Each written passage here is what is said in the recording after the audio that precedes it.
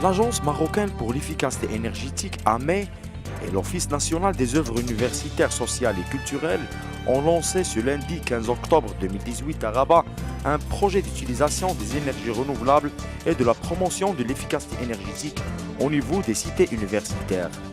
Et cela en signant une convention cadre de partenariat qui s'étale sur une durée de 2 ans. Aujourd'hui, nous sommes dans la concrétisation des premiers projets dans le secteur public et avec le ministère de l'Éducation nationale, avec les acteurs, et aujourd'hui c'est l'ONUSC, qui regroupe, il y a 23 établissements qui ont 26 millions de dirhams de factures énergétiques. Et l'approche d'efficacité énergétique, c'est pour réduire cette facture et montrer aujourd'hui non seulement les nouvelles technologies, mais aussi les changements de comportement nécessaires pour que les étudiants, pour que les enseignants s'imprègnent de cette philosophie de ne plus gaspiller de l'énergie.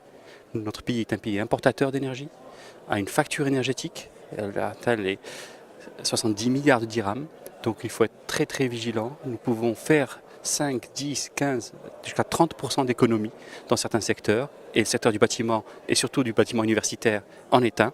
Et c'est pour cela que nous avons cette rencontre aujourd'hui. Cette convention montre que entre l'Agence marocaine pour l'efficacité énergétique et les acteurs, nous allons entamer un grand programme pour l'exemplarité de l'État, pour accompagner cette politique volontariste aujourd'hui. Cette politique va nous permettre de réduire la consommation énergétique au niveau des cités universitaires.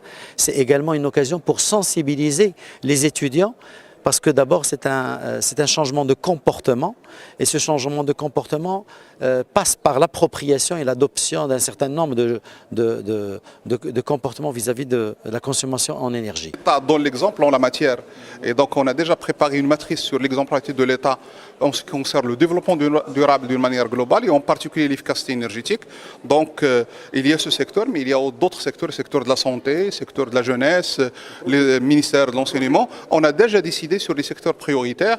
Chaque secteur va avoir quand même des indicateurs à atteindre en matière de développement durable et en matière d'efficacité énergétique.